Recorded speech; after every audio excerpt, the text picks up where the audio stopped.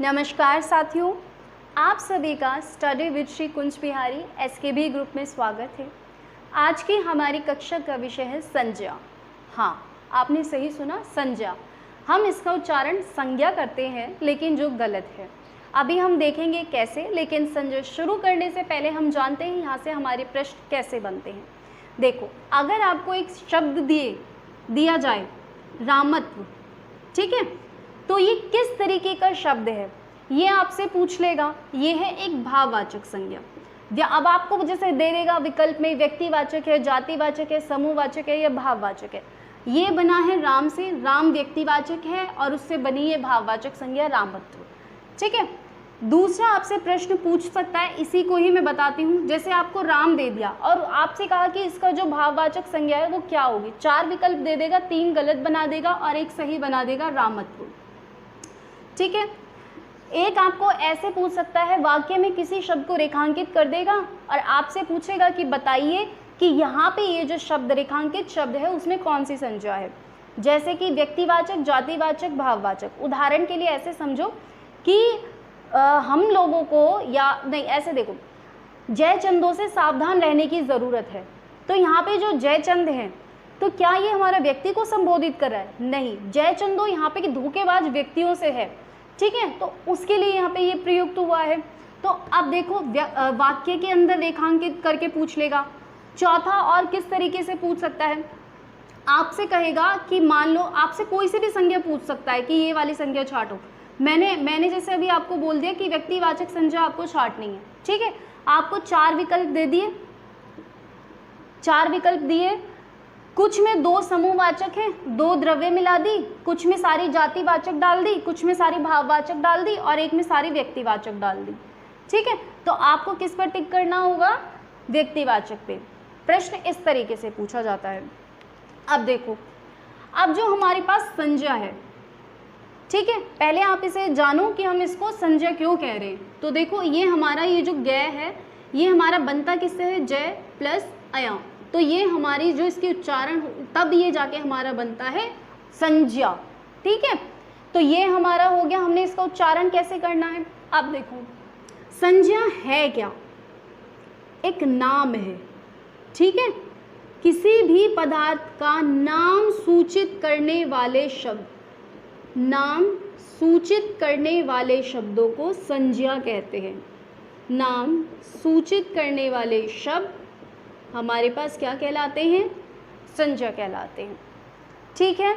ये तो हम सब जानते हैं, वस्तु, व्यक्ति, स्थान आदि के नाम को हम क्या कहते हैं? संज्ञा कहते हैं। लेकिन क्या सिर्फ यही होते हैं? अगर मैं आपको दूं अच्छा, बुराई, पढ़ाई, लिखाई, बुढ़ापा, सुंदरता, इस तरीके के शब्द अगर मैं आपको दूं, तो क्या ये संज्ञा नहीं है? ये संज्ञा है, लेकिन ये भाववाचक संज्ञा में चली जाती है, ठीक है, भाववाचक। अब देखो, संज्ञा है क्या? जितनी भी चीज़ों को आप देख पा रहे हो और छू पा रहे हो, संज्ञा है। हर किसी चीज़ का दुनिया में नाम है, और अगर नाम है तो वो संज्ञा है। जैसे कुर्सी, मेज, बोर्ड, मार्कर, दीवार, ईंट, पत्थर, समूह में जैसे गुच्छा या सभा, समिति, हिमालय, और हमारे पास कावेरी, गोमती, गंगा, इस तरीके से हर चीज़ का नाम है, ठीक है। तो हमारे पास ये क्या है? संज्ञा है, सारे शब्द हमारे पास, ठीक है। अब हम पहले ही पढ़ चुके थे कि संज्ञा हमारे पास कैसा शब्द है? एक विकारी शब्द है, ये भी हम पढ़ चुके हैं। विकार कैसे उत्पन्न होगा ये अभी हम आगे देखेंगे, लेकिन उससे पहले आप इसका वर्गीकरण देखो। संज्ञा का वर्गीकरण देखो। सबसे पहले ये देखो, जो संज्ञा है इसका अगर आपसे मुख्य भेद पूछा जाए वो है 3, ठीक है। पहला आता है व्यक्तिवाचक, व्यक्तिवाचक संज्ञा, ठीक है। और दूसरा हमारे पास आता है जातिवाचक, जातिवाचक संज्ञा, जातिवाचक संज्ञा। और तीसरा हमारे पास आता है भाववाचक संज्ञा। ठीक है, ये तो हुए हमारे मुख्य भेद। लेकिन अगर आपसे यही पूछ ले अर्थ के आधार पर भेद कितने हैं, तो आपके अर्थ के आधार पर भेद है 5। उसमें ये 3 तो है ही, बाकी आगे जातिवाचक को आगे 2 भागों में और बांटा। कौन से थे पहले ये देखो। पहले आप लिखो इसमें व्यक्तिवाचक, ठीक है, अर्थ के आधार पर, यहाँ पे जातिवाचक, यहाँ पे भाववाचक, और यहाँ पे जाति को ही 2 भागों में यहाँ जो बांटा है वो है समूह और द्रव्य। ठीक है, समूहवाचक और द्रव्यवाचक, इन्हीं को आगे 2 भागों में बांटा और यहाँ पे अलग करके लिख दिया अर्थ के आधार पर, समुदाय या समूहवाचक, और एक हो गया हमारे पास ये द्रव्यवाचक। ठीक है, द्रव्यवाचक। तो अर्थ के आधार पर ये भेद हमारे पास 5 हैं, मुख्य भेद 3 हैं। संज्ञा एक विकारी शब्द है, परीक्षा में ऐसा पूछ लिया जाता है, याद रखना इस बात को। ठीक है, संज्ञा है क्या? नाम है। किसी भी पदार्थ का नाम सूचित करने वाला शब्द हमारे पास क्या कहलाता है? संज्ञा कहलाता है। वस्तु, व्यक्ति, स्थान, कोई भी या भाव आदि के नाम को हम संज्ञा कहते हैं। आप इसको नोट करो, फिर हम एक एक करके इसके आगे विस्तार से पढ़ेंगे। ठीक है, चलिए अब हम जातिवाचक और व्यक्तिवाचक संज्ञा की तरफ आगे बढ़ते हैं। तो देखो, जातिवाचक संज्ञा हमारे पास क्या होती है? ये क्या करती है? जाति का बोध कराती है। क्या कराती है? जाति का बोध। ठीक है, जाति का बोध कराती है। तो फिर व्यक्तिवाचक संज्ञा हमारे पास क्या होती है? ये क्या करती है? पदार्थ विशेष का नाम सूचित करती है। पदार्थ विशेष का नाम सूचित करती है। ठीक है, इन्हें हम क्या कहते हैं? व्यक्तिवाचक संज्ञा। पदार्थ विशेष का नाम सूचित करती है, क्या कहलाती है? व्यक्तिवाचक संज्ञा कहलाती है। अब देखो, जैसे मैंने कहा पुस्तक, कोई सी भी पुस्तक हो सकती है, पुस्तक का कोई भी नाम हो सकता है। लेकिन अगर मैं आपसे यहाँ पे विशेष कर दूं कि रामचरितमानस या सूरसागर, कोई और पुस्तक का नाम, तो वो किस में चली जाएगी? व्यक्तिवाचक में चली जाएगी। अब देखो, मैंने कहा गाय। अब गाय है, गाय तो हो सकती है, पूरी जाति का बोध करा रही है। लेकिन अगर मैं किसी विशेष गाय का नाम ले दूं, कपिला, कामधेनु, इस तरीके से, तो ये हमारे व्यक्तिवाचक संज्ञा के अंदर चले जाएंगे। अब देखो, पहाड़ या पर्वत, ये तो जाति का बोध करा रहे हैं। क्या पहाड़ और पर्वत में सिर्फ एक ही पर्वत आएगा? नहीं, और भी आ सकते हैं। हिमालय पर्वत हो गया, विंध्याचल पर्वत हो गया, और भी हो जाएंगे। ठीक है, अब देखो, दिन तो मेरे पास जाति का बोध करा रहा है। अब इसमें लेकिन मैं व्यक्ति विशेष पर जाऊं, व्यक्तिवाचक बनाने के लिए जाऊं, तो सोमवार, मंगलवार, या कोई विशेष कर देंगे तो हमारे पास क्या हो जाएगा? व्यक्तिवाचक में चला जाएगा। अब देखो, नदी के नाम, अब नदी है तो पूरी जाति का बोध करा रहा है। जैसे गोमती हो गई, गंगा हो गई, कावेरी हो गई, तो इस तरीके से हमारे पास ये नदियों के नाम जब मैं विशेष कर देंगे तो व्यक्तिवाचक में चले जाएंगे। अब देखो, देश तो कई सारे हैं, लेकिन अगर मैं विशेष कर दूं तो भारत हमारा किस में चला जाएगा? व्यक्तिवाचक में। अब ऐसे ही झील देखो, पूरी जाति का बोध करा रहा है, लेकिन मैं अगर विशेष नाम लिख दूं, चिल्का झील, वूलर झील, तो ये हमारे व्यक्तिवाचक में चले जाएंगे। अब देखो, राज्य तो बहुत सारे हैं, लेकिन अगर मैंने सिर्फ उत्तर प्रदेश लिखा तो व्यक्तिवाचक में चला जाएगा। अब गांव है, गांव तो कितने भी हो सकते हैं। ठीक है, पूरी जाति का बोध हो गया। लेकिन अगर मान लो मैंने किसी विशेष का नाम लिख दिया, जैसे कर्नावल, तो ये क्या हो गया? व्यक्तिवाचक में चला गया। अब देखो, त्योहार, पहली बात तो आप इसको ध्यान रखना है, वर्तनी की दृष्टि से भी ये महत्वपूर्ण है। ठीक है, वर्तनी की दृष्टि से भी ये बहुत महत्वपूर्ण है, क्योंकि बच्चे इसे ऐसे लिखते हैं त्योहार, लेकिन यहाँ पर 2 मात्राएं नहीं होती हैं, ये पूरी तरीके से गलत है। इसकी वर्तनी में मात्रा सिर्फ एक आती है, त्योहार, इस तरीके से। ठीक है, तो ये आपको ध्यान रखना है। अब देखो, त्योहार तो बहुत सारे हैं, लेकिन मान लो होली, दीपावली, तीज, या किसी विशेष को अगर हम करेंगे तो क्या हो जाएगा? तो व्यक्तिवाचक संज्ञा में हो जाएंगे। अब आपको जो बहुत ज़्यादा महत्वपूर्ण बात है यहाँ पर ध्यान रखने के लिए, आप हमेशा ध्यान रखोगे, जो व्यक्तिवाचक संज्ञाएं होती हैं वो एक वचन में प्रयुक्त होती हैं, एक वचन का बोध कराती हैं। ठीक है, और जो आपकी जातिवाचक संज्ञाएं होती हैं वो बहुवचन का बोध कराती हैं। ठीक है, आप क्या ध्यान रखोगे, बहुवचन का बोध कराती हैं। ठीक है, तो ये हमारे पास संज्ञा है। इसके बाद हम और आगे बढ़ेंगे, पहले आप इनको नोट कर लो।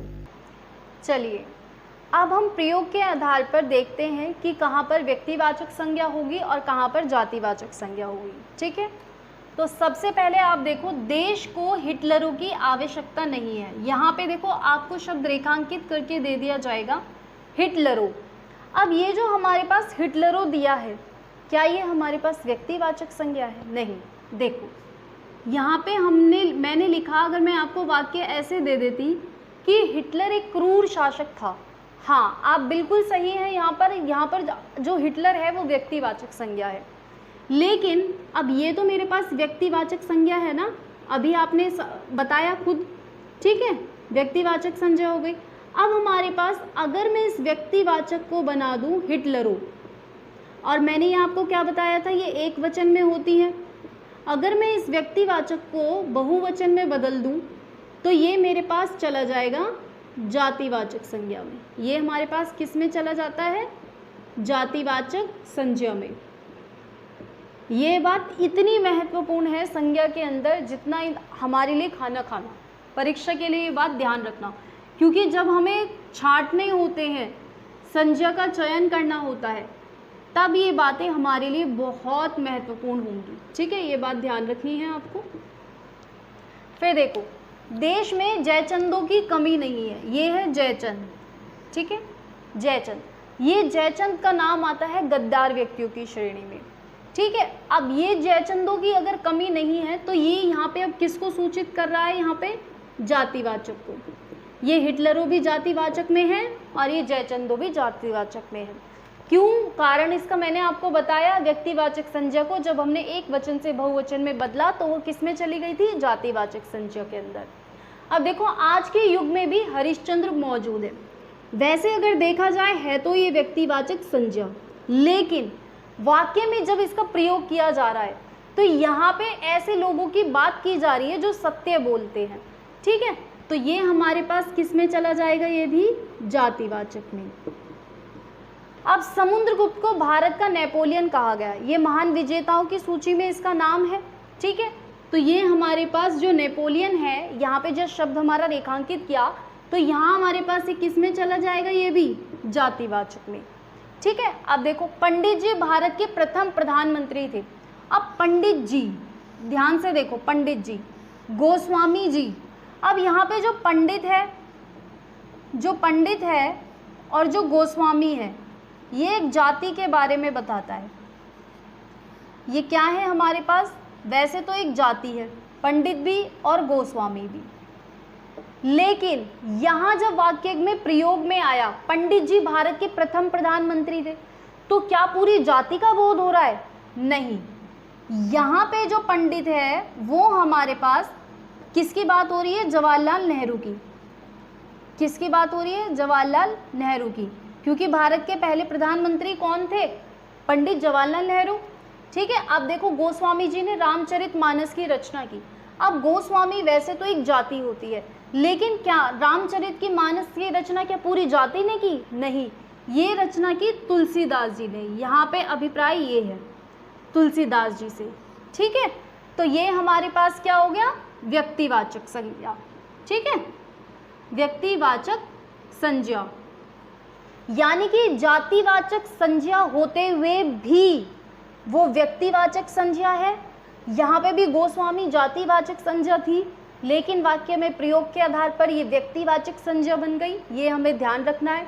अगर मैं इसी की जगह विनय पत्रिका दे देती, ये भी इन्हीं की रचना है। अगर यहाँ पे हनुमान चालीसा लिख देती तो भी इन्हीं की रचना है। पार्वती मंगल या जानकी मंगल लिख देती, वो भी इन्हीं की रचना है। ठीक है, तो आप इन उदाहरण को नोट करो। चलिए अब हम समूहवाचक या समुदायवाचक संज्ञा समझते हैं क्या है। तो देखो, जहाँ पे आपको एक से अधिक का बोध होता हुआ दिखाई दे, यानी आपको किसी समूह या वर्ग के बारे में पता चले, ठीक है, जहाँ या फिर जहाँ एक से अधिक का बोध हो, वहाँ हमारे पास समूहवाचक या समुदायवाचक संज्ञा होगी।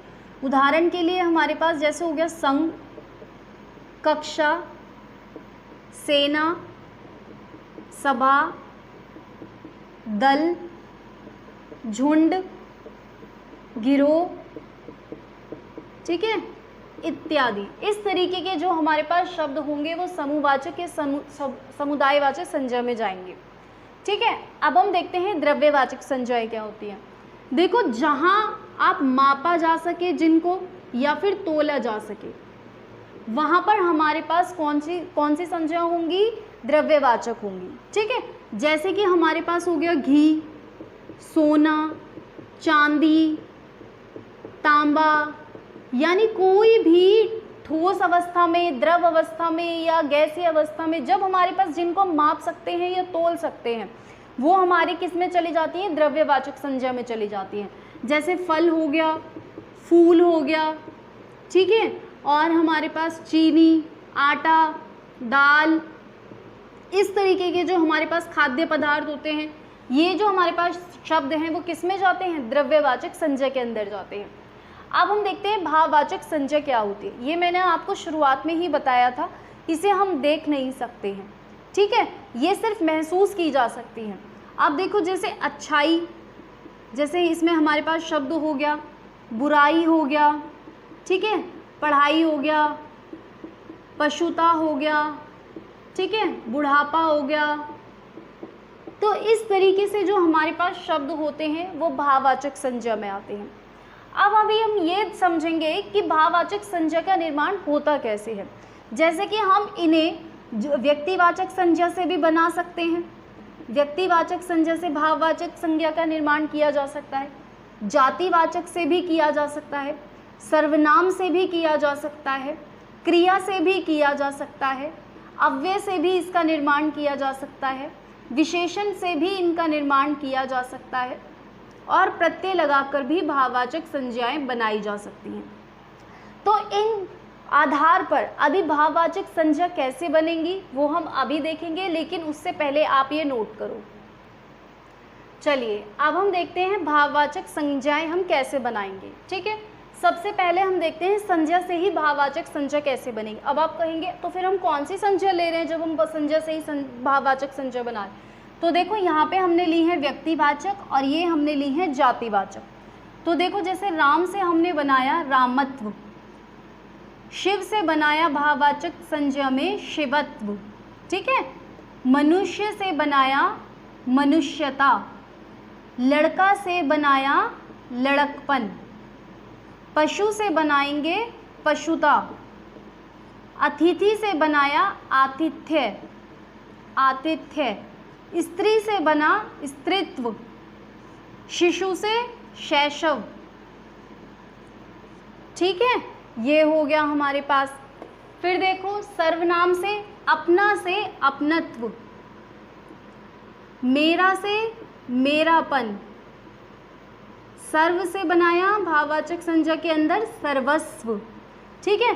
फिर विशेषण से देखो, कठोर से कठोरता, चतुर से चतुरता भी बन सकता है, चतुराई भी बन सकता है, चातुर्य भी बन सकता है। अब देखो, मिठाई से मिठास भी बन सकता है, मिठाई भी बन सकता है, कातर से कातरता, मौलिक से मौलिकता, मौलिकता, कुंवारा से कुंवारापन, कुंवारापन, ठीक है, धीर से बनाया धीरता, आलसी से बनाया आलस्य, दुष्ट से बन गया दुष्टता। ये हमारी किस में चली गई? भाववाचक संज्ञा के अंदर। अब हम क्रिया से देखते हैं। जैसे कि हमारे पास थकना क्या है? क्रिया है, तो इससे हम क्या बनाएंगे? थकावट।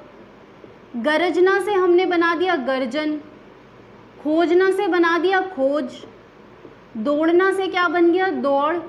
ये हमारी भाववाचक संज्ञाएं हैं। अब आविकारी शब्द यानी अव्यय शब्द, ठीक है, यानी इसमें हमारे पास आता है, जैसे शीघ्र का हमने बना दिया शीघ्रता, धिक से हमने बना दिया धिक्कार, समीप से हमने बना दिया समीपता या फिर सामीप्य।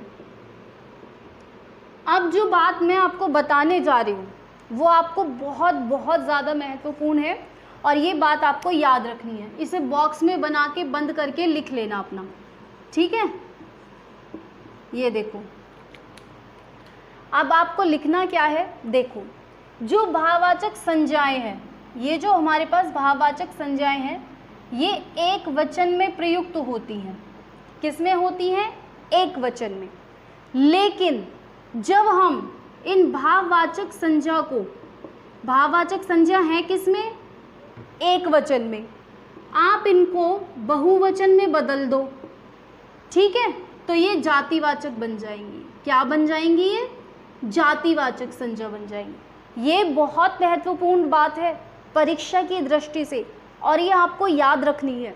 भाववाचक संज्ञा एक वचन में प्रयुक्त होती हैं, अगर आप उनका बहुवचन बनाओगे तो वो जातिवाचक में बदल जाएंगी। उदाहरण के लिए देखो, प्रार्थना क्या है? भाववाचक संज्ञा है, दिखाई नहीं देगी, है ना, तो एक वचन है और इसे बनाओ प्रार्थनाएं। ईश्वर हर किसी की प्रार्थनाएं एक ना एक दिन ज़रूर सुन लेता है। तो ये हमारे पास क्या हो गया? बहुवचन में बदल दिया हमने इसको, तो ये हमारे पास किस में आ जाएगा? जातिवाचक संज्ञा में। जैसे दूरी क्या है? भाववाचक संज्ञा है, लेकिन अगर मैं इसको बना दूं दूरियां, तो ये हमारे पास किस में चला जाएगा? जातिवाचक संज्ञा में चला जाएगा। तो ये आपको ध्यान रखना है। चलिए अब हम संज्ञा के विकारक तत्व की तरफ आगे बढ़ते हैं। मैंने आपको शुरुआत में ही बताया था, संज्ञा हमारे पास एक विकारी शब्द है और मैंने आपसे कहा था, ये मैं आपको बताऊंगी बाद में कि इसमें विकार उत्पन्न होता कैसे है, ठीक है।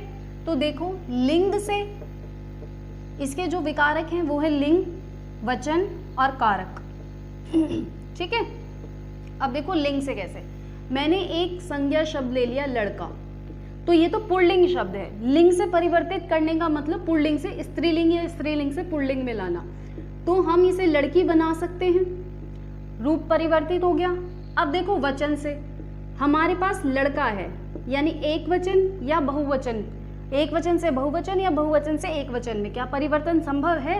क्या हम लड़का का लड़के बना सकते हैं? हाँ, जैसे हम कह देते हैं कई बार, ये लड़के कहाँ गए, है ना, तो ये हमारे पास लड़के परिवर्तित हो गया, तो हमारा वचन से हो गया परिवर्तन। अब देखो कारक से, कारक से कैसे होगा? देखो कारक आप पढ़ के आ चुके होंगे, मुझे पूरी उम्मीद है कि आपने उसमें कारक में आपने कारक और उनके विभक्ति चिन्ह देख लिए हैं। तो देखो लड़का था अभी हमारे पास, लेकिन अब हम कह रहे हैं लड़के ने या फिर लड़के को, लड़के को, लड़के के लिए। इस तरीके से हम सारे विभक्ति चिन्ह लगा करके इनके क्या कर सकते हैं? लड़के से, इस तरीके से हम क्या कर सकते हैं? इसके कारकीय रूप बना सकते हैं। तो यानी कि हमें क्या पता चला यहाँ से कि जो संज्ञा का विकारक है वो लिंग है, वचन है और कारक है। और संज्ञा हमारे पास कैसा शब्द हो गया? एक विकारी शब्द, यानी कि जिसमें हम परिवर्तन कर पा रहे हैं, ठीक है। तो इसके साथ ही हमारा संज्ञा का अध्याय यहाँ पर समाप्त होता है। तो चलिए आज की हम अपनी कक्षा को यहीं समाप्त करते हैं।